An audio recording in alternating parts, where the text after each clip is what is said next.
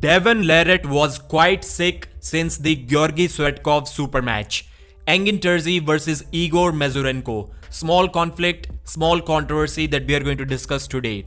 Monster Michael Todd has cancelled his Lars Robakan super match for King of the Table 10. And finally, Dave Chaffee versus Vitaly Lalitin is happening once again. Why are the fans mad about this super match? We are going to discuss these 4 topics. So let's start. Hit the likes button and please subscribe if you haven't already. In his latest video, Devon said, "I was sick for quite a while.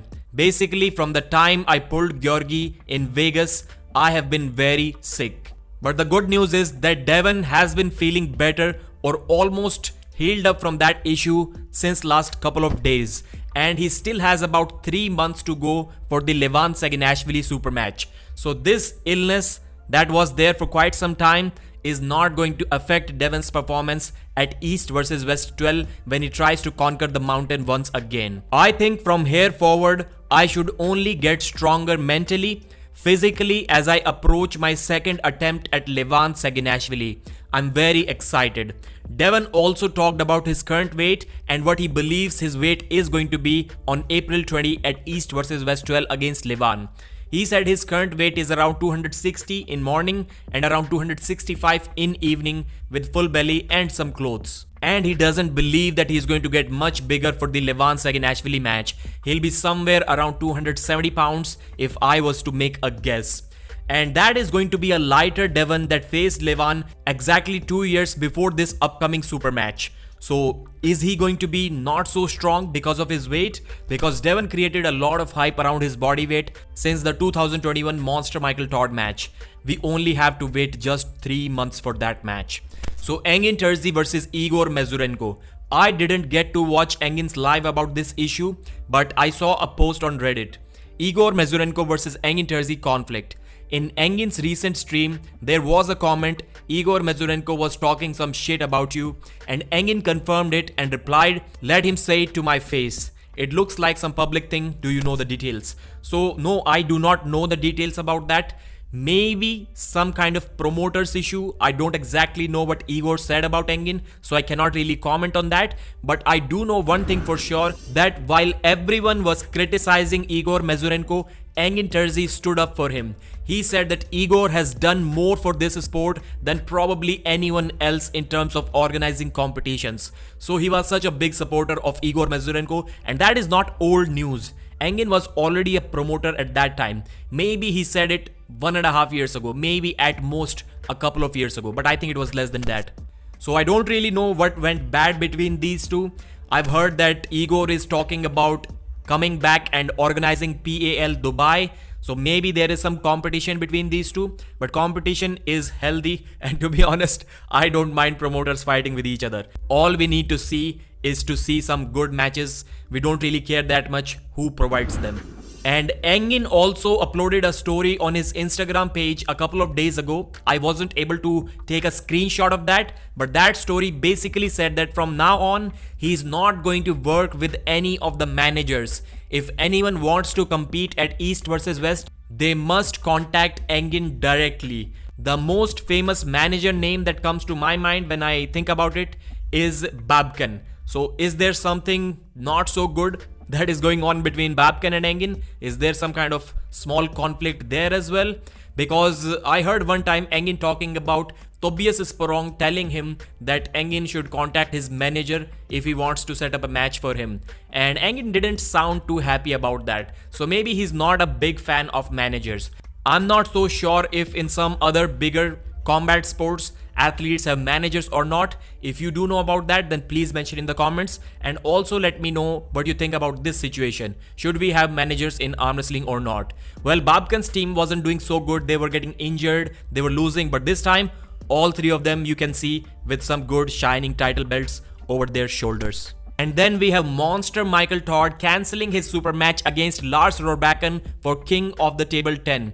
Michael said that since his mother's death a few months ago, he was having severe anxiety attacks and he was in a depression mood, so to speak.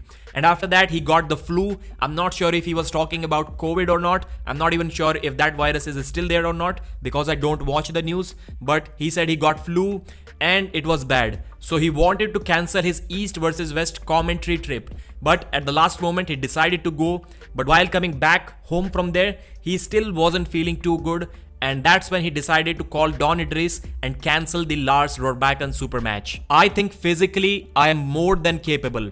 Mentally and emotionally, I think it may be asking too much. That Lars match was going to be a very difficult match for Michael for sure. He must end up in a King's move in that match. That was my prediction when this match was set. And this match is still going to happen. That's the good news. So Michael said he will compete at King of the Table 11 in June against Lars Rohrbachen. So that match is only postponed. It has not been cancelled. But before that, Michael will be competing at East versus West 12 in April. The opponent has not been decided yet. Michael wanted a match against Ivan Matyushenko, but Ivan denied that, saying that he isn't ready for Michael Todd's King's move. He needs more training, he needs to develop a press, he needs to train his triceps. That's why that match couldn't happen. Then Michael's eyes were on Frank Lamparelli. He also initially said no to this match, but right now he has some off time from his work, so that match can happen. And the other opponent that Michael has in his mind is Sandris Sedis. And that's the good thing about Michael.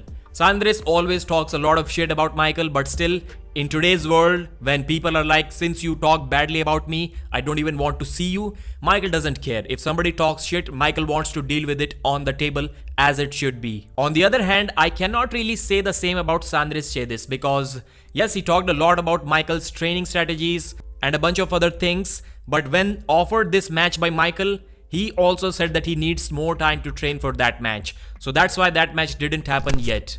And finally, we have Dave Chaffee versus Vitaly Lalatin as the main event of King of the Table 10. People are not really happy about this card, especially about this match, and their main concern is that Vitaly is going to kill Dave Chaffee. So we have to consider a few things. Why is this match happening? First of all, this was the match of the year when it happened. There is no doubt about that. It is one of the most amazing matches that you're ever going to see.